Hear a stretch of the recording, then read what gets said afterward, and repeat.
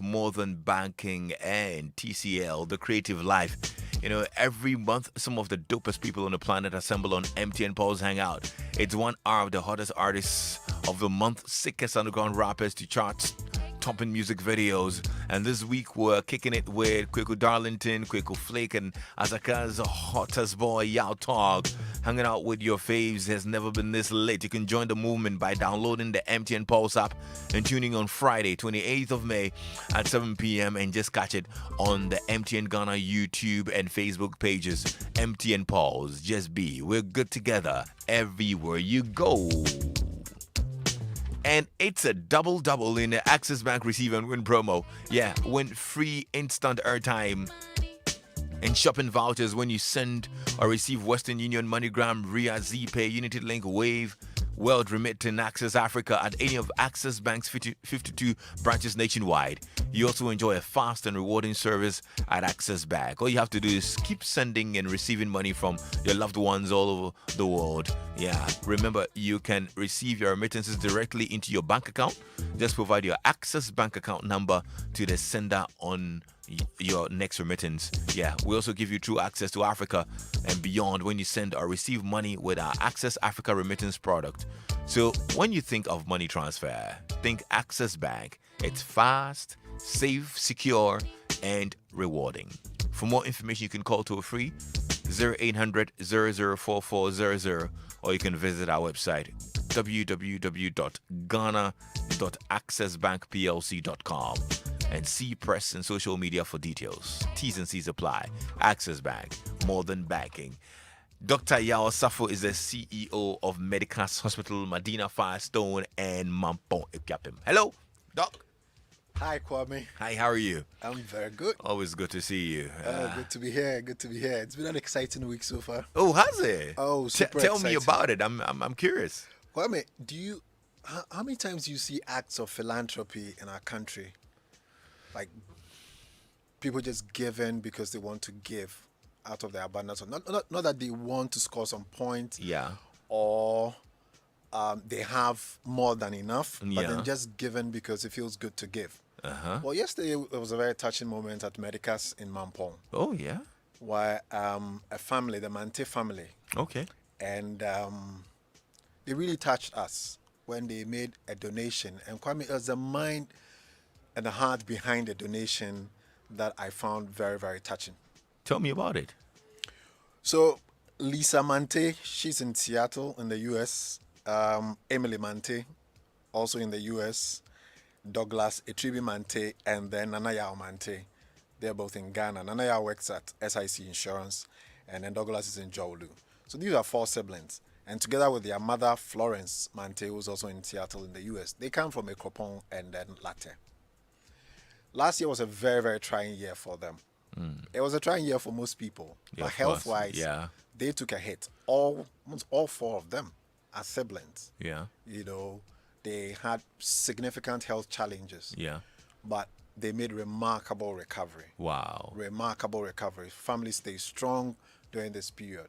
So after it all, as a way of showing their appreciation and counting their blessings, not focusing on the troubles, Yeah. they decided to make a donation to Medicas Hospital Wow. and the school for the deaf Yeah.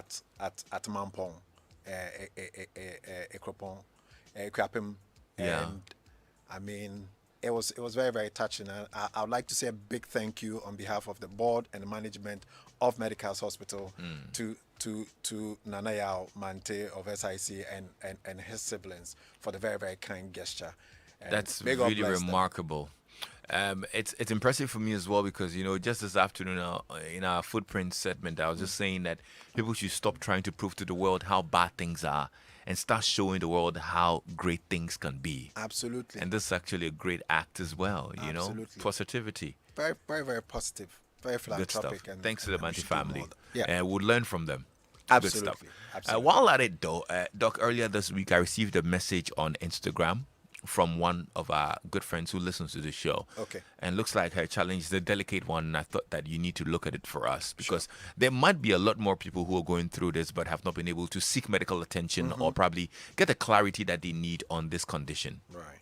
So the message in my DM read, Lexus, please, I'll be happy if the drive doctor swiftly tackles my health issues.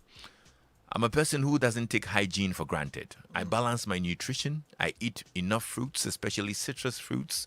I take vitamins and make sure I do what it takes to maintain a healthy lifestyle. But there is an infection called candidiasis, making life unpleasant for me. It causes pains and swelling within my fingernails. Sometimes it causes lumps and bumps around my private area, in my armpits and around my eyelids. And now I'm having vaginal itching and white discharge. Though odorless, it gets better when I take antibiotics, but the symptoms reoccur later. I did a little research on it, but I think those medical terms and the information I got, except for the drive doctor who can break it down for me to understand and know what to do to get rid of it permanently. And thank you. I'll be tuning in. So I'm very sure our good friend is listening in right now. Right. So once again, Kwame, it's good to be here. And yes, you did share this with me a few days ago. And today we're going to look at the subject of Candida infection. Kwame, all through medical school, we got first introduced to this thing in medical school. That name, Candida. It was one of the names. A lot of the microorganisms have names with swag. I thought this was one of the cool names around. It was quite recently that I realized that Candida was actually, well, somebody who is called Candida as a first name. Are you serious? Quite says, do you know I'm on top? Candida? Yeah. I'm sure. Wow. Who would dare do that? Well, so maybe after today's discussion, they might change their mind. So today we're going to talk about candidiasis or Candida infection. So candidiasis is a fungal infection. So what's a fungus? Generally, there are three main groups of microorganisms. You've got the bacteria, you've got viruses, and then you've got fungi. Most people will know about bacteria. So if you have a boil, for example, it's usually caused by a bacteria for which you take antibiotics. Now, because of coronavirus, everybody knows about viruses as well, for which normally will tell you that your immune system is the best way to fight it. Most people wouldn't know about fungi because we don't usually talk about them a lot. But Kwame said, why you could look at anybody who grew up without getting ringworm? But I know that somebody like Philip, we got plenty, ringworm, plenty. It was a coin, in your scalp, and you lose the hair and all of that. So that is an example, a very common example of a fungal infection. So candidiasis is a fungal infection caused by a yeast. So most people would know fungi as yeast, all right? And there are a lot of different species to it. So the Candida is the group, and then you have different types of Candida. But the common one that causes human infection is the species we call albicans. So Candida albicans. So there are other ones that do not cause human infection. Candida normally lives on the skin and inside the body, in places such as the mouth, the throat, and the vagina without causing any problems. Oh. Yes. So we will call it normal flora. So it lives there in certain quantities. It wouldn't cause any problems. Sometimes the Candida can multiply, or there will be an overgrowth and cause an infection if the environment in which it finds itself changes in a way that encourages growth. So that's always the mechanism. This Candida is almost always present, but it doesn't usually cause problems. Okay. But it is when there is an overgrowth as a result of changes in the environment, in the tissue environment, then you will get what we call candidiasis. So I want to look at the three main different types of candidiasis. So let's start with what most likely our friend is suffering from, which is vaginal candidiasis. So this is Candida albicans infection of the female reproductive tract or the female vagina. Most people in Ghana will call it white, and it's for good reason. It is usually associated with a whitish discharge. And that's why the name white, it's properly called white in Ghana. And it usually occurs when you change the pH. When we say pH, most chemistry science students will know pH. We are talking about the acidity or the alkalinity of the environment, of any particular environment. So a healthy vagina has certain bacteria that produces acid that keeps the Candida growth in check.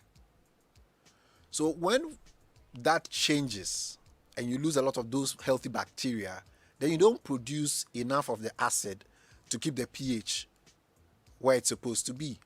And then you get an overgrowth of the Candida. So things like douching, and that's why we ask women not to wash in there with soap. Things like soap is very harsh for the bacteria, the healthy bacteria that's in there. And this will lead to changes in the pH. And when you have changes in the pH, then there's an overgrowth of Candida. And then you develop candidiasis. So when we talk about a change in the environment of the vagina, this is an example of what can lead to a change in the environment when you change the pH. What are some of the symptoms of vaginal candidiasis, or things that will push you to think that, hey, hello, this thing is? The first thing I talk about is an abnormal vaginal discharge. All right? And usually it is yellow-white. That's how I like to describe it. Or people say cream. But yes, yellow-white, either discharge or what we say abnormal discharge. So women should know about what an abnormal vaginal discharge and what a normal vaginal discharge is. And the differences occur looking at these parameters. We look at color, and then we look at odor, and then we look at smell.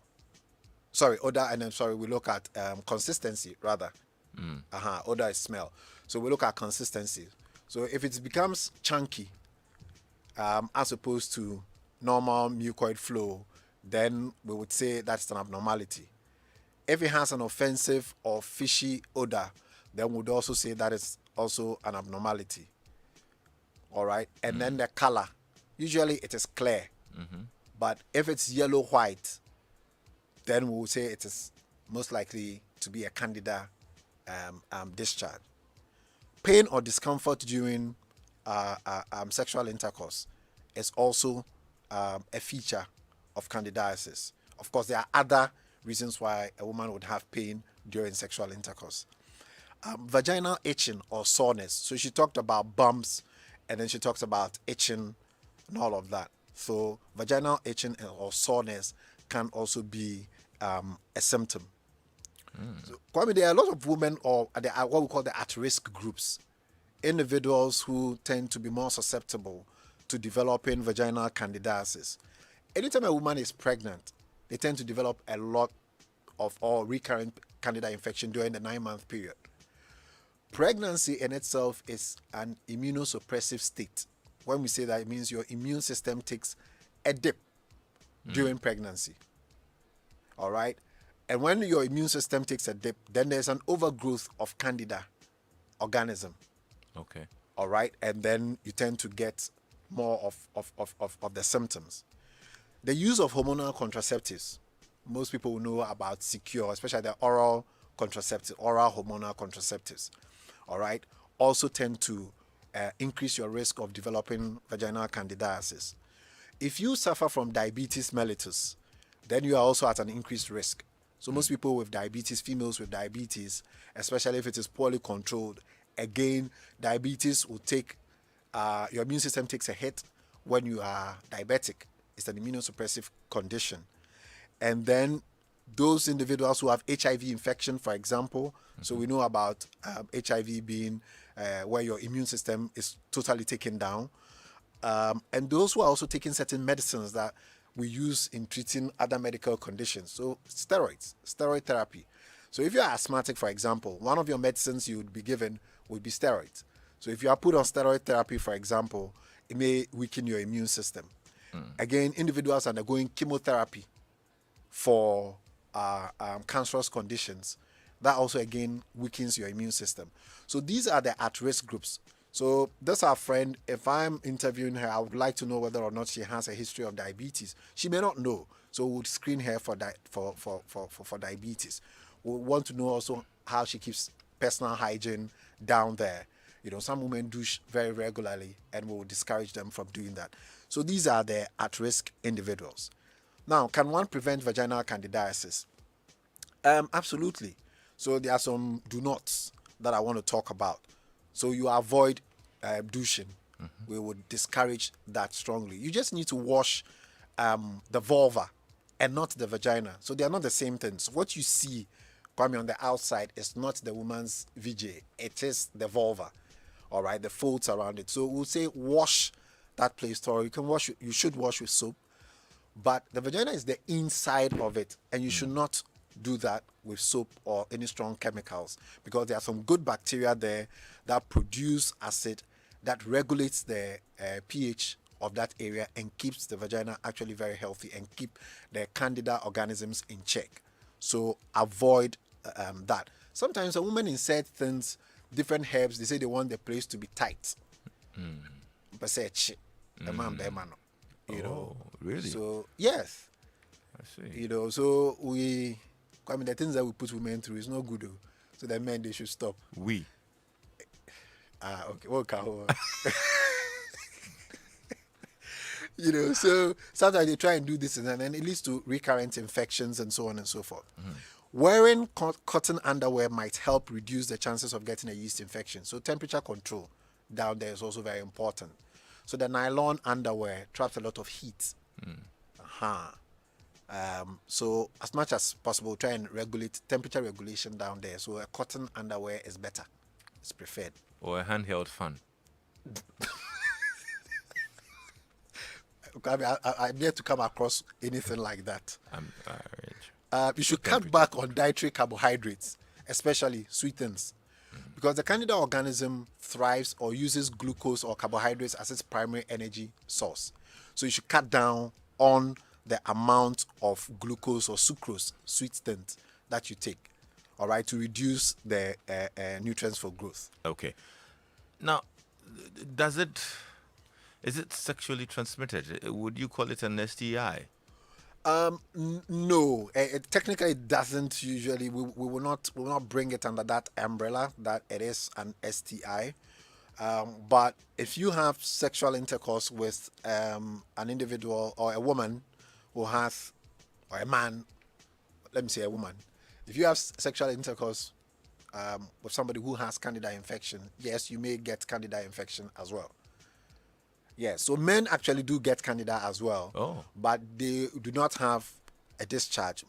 Most of the time, you get this burning sensation and redness around the crown of the penis or the head of the penis, and then a little bit of fluid-filled rash. If you get a whitish clear discharge, we'll think more of a urethritis, something like gonorrhea, rather than Candida. So men do get Candida as well. Oh, wow.